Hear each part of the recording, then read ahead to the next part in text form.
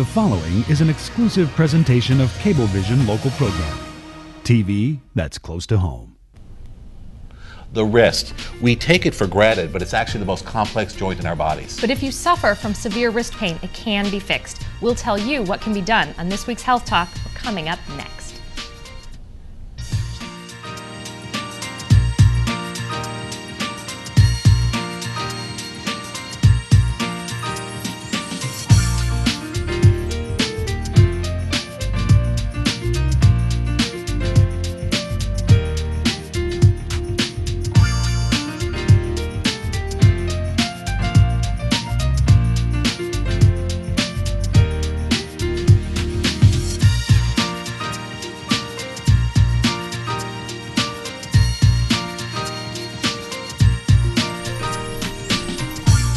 Hi, I'm Dr. Andrea Peterson. And I'm Dr. Eric Mazer.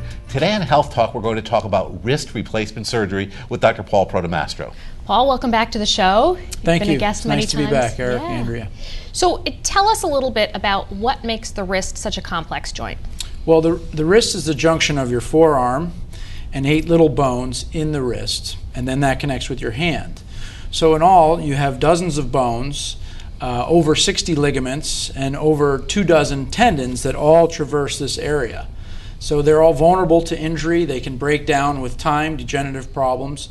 So it does keep us quite busy in orthopedics. And obviously it's an area that we use a lot, so it's not surprising that people would develop pain in their wrists. Yes, I mean, the wrist is a combination of mobility, strength, dexterity, and endurance. In this area, we have a lot of people who play tennis and golf and participate in sports.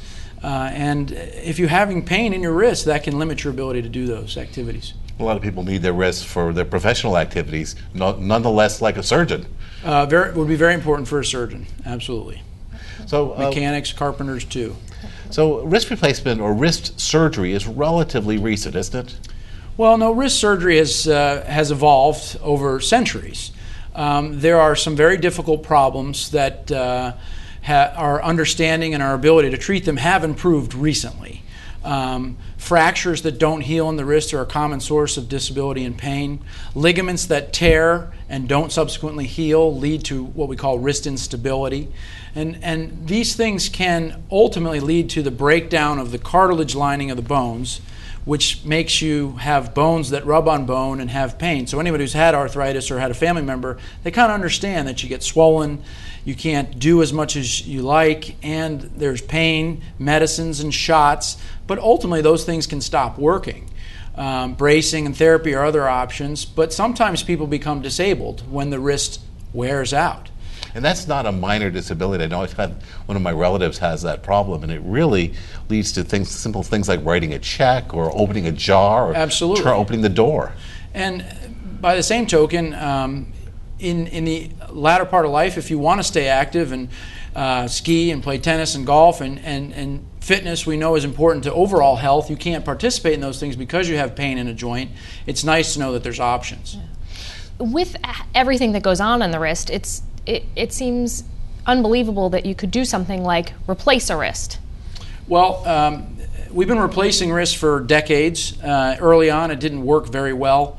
We're now on our third attempt or third generation of wrist replacement surgery, and we now have a procedure that is reliable, safe, can eliminate pain and restore function in the right patient. Well, is it the procedure that has changed or evolved, or is it the materials and the prosthetics that have changed that have allowed the procedure to be developed? It's primarily an engineering and material science concept. The designs, that is replicating anatomy, has gotten better. The actual surgery of doing it is old-fashioned surgery, but it's really the implants and the industry that have dedicated billions of dollars to try to figure this out. They've done a very nice job. Now, Paul, I know in the past people have always thought they have to go to major university academic centers or New York City hospitals to get sophisticated surgery done. We know that's not the case. Maybe you can tell us a little bit about that. Well, take me for instance. I'm an upper extremity orthopedic specialist, so I have a fellowship in shoulder, elbow, wrists, and hand reconstruction. I mean, by being a fellowship, you mean extra special training. Correct. Where you focus just on those joints. Right. So I took a year of my life to train at the Brigham and Women's and Massachusetts General Hospital, and I learned these techniques. I've been performing them here in Norwalk for 8 years, and I'm very proud of the success that we had. And it is true. You don't have to go to New York City to get a shoulder replacement, elbow replacement, wrist replacement. Get a doctor who cares, have a low complication rate, and a successful clinical outcome. Now we have some photographs of x-rays actually of some of the procedures that you've done, just to give our viewers some idea of the spectrum of repairs that are available. Tell us a little bit what we're looking at Well, here. this is an image of a normal shoulder. So shoulder's a ball and socket joint lined by cartilage. So this is actually an x-ray of a 30-year-old gentleman. The next image will show us that the joint actually starts to narrow when the cartilage wears down. We have the next image. And the bone, There we are. the bones start to grow and they start to erode into one another. And you can see there's no joint space left. On the next image, you can see where we can actually replace the ball with a metal ball, replace the cup with a plastic cup. That gives the person a mechanical joint for osteoarthritis of the shoulder, which has a 95% success rate clinically. So this can be a life-altering procedure. And let me ask you a question. If you go to the specialty hospital in New York City for your shoulder surgery, will it look any different than this? Actually, this patient had their other shoulder done in Columbia, and she likes the shoulder I did better. She's recovered faster and has less pain and more strength. The technologies are very similar. And I think the outcomes are equivalent, if not better, here. In the next image, you'll see there's a newer shoulder replacement that's for people. This person you see has some little metal or white implants at the top of their humerus. This is a rotator cuff tendon tear that's failed. It didn't work because the patient has multiple medical problems, rheumatoid arthritis. And in those patients, you can't do a regular shoulder replacement. You have to do a newer technology, which the next image shows is what's called a reverse total shoulder. You can see that we've put the ball up on top and we've put the cup down on the bottom, and that's why it's called a reverse. This is relatively new, Eric. This has only been used in the United States for 7 years. This is a solution for a previously unsolved problem in orthopedics. That's the rotator cuff tear and arthritis. We've done dozens of these, and these are patients who now can go back into life with less pain and better function. It's a salvage. They're not normal shoulders, but they can maintain their independence and forget about their shoulder. That's wonderful.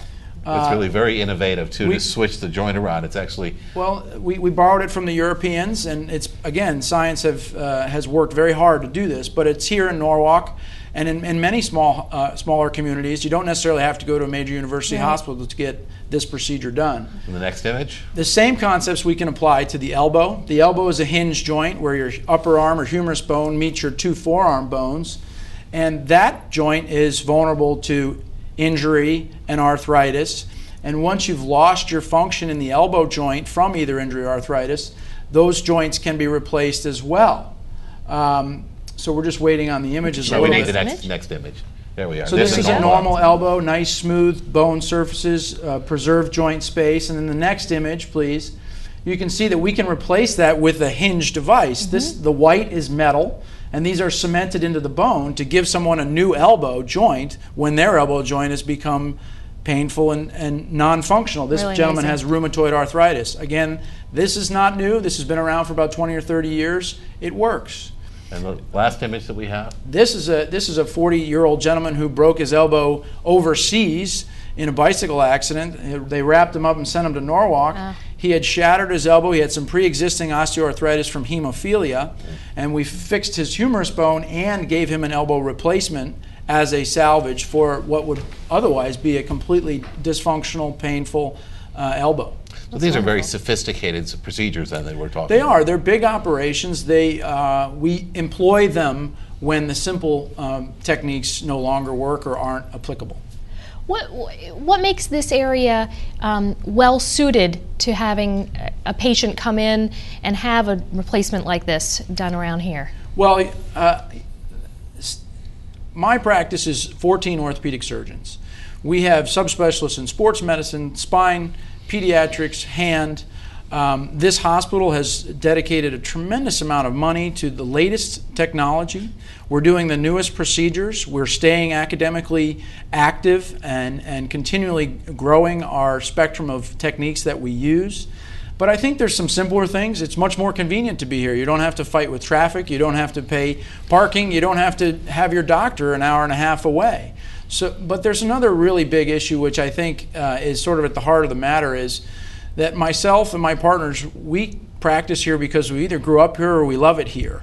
We are all trained in major academic facilities, and we care about the outcomes of our patients because they're our neighbors.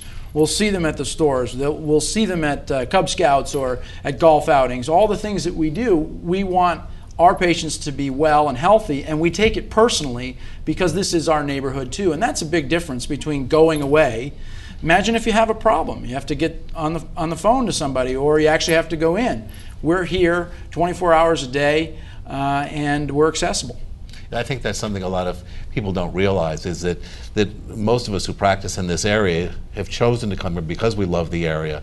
And we bring the same skills and knowledge that they have at the major centers, but we bring it close, we make it personal, and we do it ourselves. And you know, I'll be so bold as to say there's many areas where I think we actually do it better. We're focused, we have a team approach, and there's continuity of care. I have a closer relationship with your primary doctor than someone who practices an hour and a half away.